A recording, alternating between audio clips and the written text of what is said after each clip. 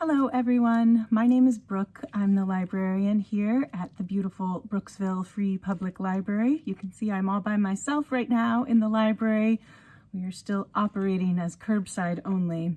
But I'm here today because I'm very excited to be a part of the Blue Hill Heritage Trust Beautiful Boulders Hiking Challenge. Maybe you've heard about this, it's a very cool thing. There are 8 different trails all around the Blue Hill Peninsula. When you hike the trails, you will find a special rock. There'll be some information about that rock, and at each location, there is a code letter.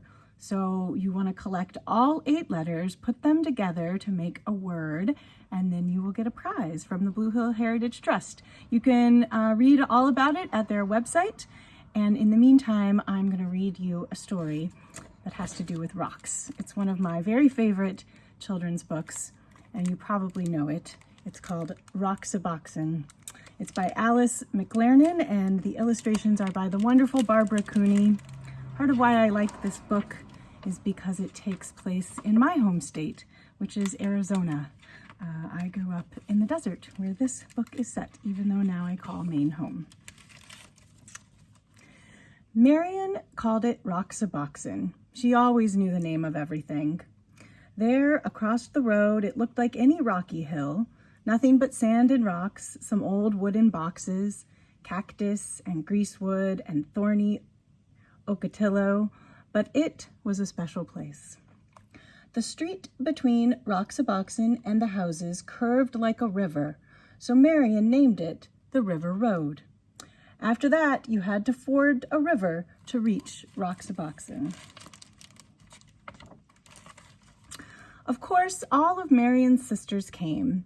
Anna May and Frances and little Jean, Charles from next door, even though he was 12. Oh, and Eleanor, naturally, and Jamie with his brother Paul. Later on, there were others, but these were the first. Well, not really the first. Roxaboxen had always been there and must have belonged to others long before. When Marion dug up a tin box filled with round black pebbles, everyone knew what it was. It was buried treasure. Those pebbles were the money of Roxaboxen. You could still find others like them if you looked hard enough. So some days became treasure hunting days with everybody trying to find that special kind. And then on other days, you might just find one without even looking. A town of Roxaboxen began to grow, traced in lines of stone. Main Street first, edged with the whitest ones, and then the houses. Charles made his of the biggest stones. After all, he was the oldest. At first, the houses were very plain, but soon they all began to add more rooms. The old wooden boxes could be shelves or tables or anything you wanted. You could find pieces of pottery for dishes. Round pieces were best.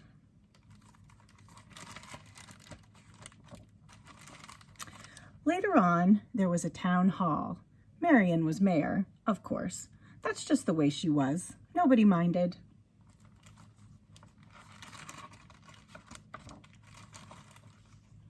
After a while, they added other streets. Frances moved to one of them and built herself a new house outlined in desert glass, bits of amber, amethyst, and sea green, a house of jewels.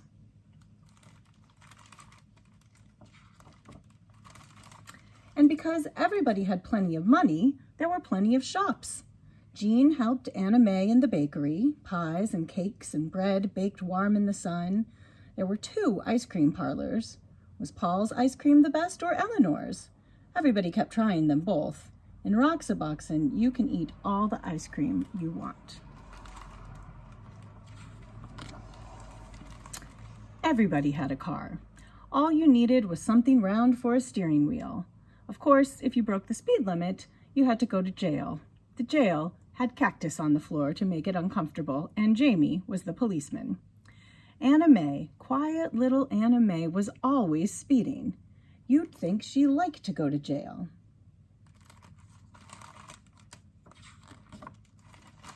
But if you had a horse, you could go as fast as the wind. There were no speed limits for horses, and you didn't have to stay on the roads. All you needed for a horse was a stick and some kind of bridle, and you could gallop anywhere. Sometimes there were wars. Once there was a great war, boys against girls. Charles and Marion were the generals. The girls had Fort Irene, and they were all Girl Scouts. The boys made a fort at the other end of Roxaboxen, and they were all bandits. Oh, the raids were fierce, loud with whooping and stamping of horses, and swirling swords of Ocotillo had sharp thorns, but when you reached your fort, you were safe. Roxaboxen had a cemetery in case anyone died, but the only grave in it was for a dead lizard. Each year when the cactus bloomed, they decorated the grave with flowers.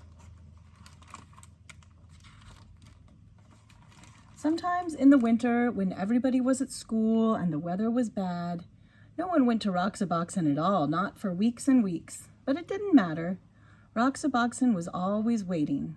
Roxaboxen was always there. And spring came, and the Ocotillo blossomed, and everybody sucked the honey from its flowers, and everybody built new rooms, and everybody decided to have jeweled windows. That summer, there were 3 new houses on the east slope and 2 new shops on Main Street. And so it went. The seasons changed, and the years went by. Roxaboxen was always there. The years went by and the seasons changed until at last the friends had all grown tall, and one by one they moved away to other houses, to other towns. So you might think that was the end of Roxaboxen, but oh no, because none of them ever forgot Roxaboxen.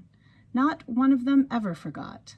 Years later, Marion's children listened to stories of that place and fell asleep dreaming dreams of Roxaboxen. Gray-haired Charles picked up a black pebble on the beach and stood holding it, remembering Roxaboxen. More than 50 years later, Frances went back, and Roxaboxen was still there. She could see the white stones bordering Main Street, and there, where she had built her house, the desert glass still glowed, amethyst, amber, and sea green. I hope that you enjoyed the story of Roxaboxen, and I hope you have fun hiking the trails and finding the magic secret clues. Have a good summer and stay safe. I hope to see you back at the library soon.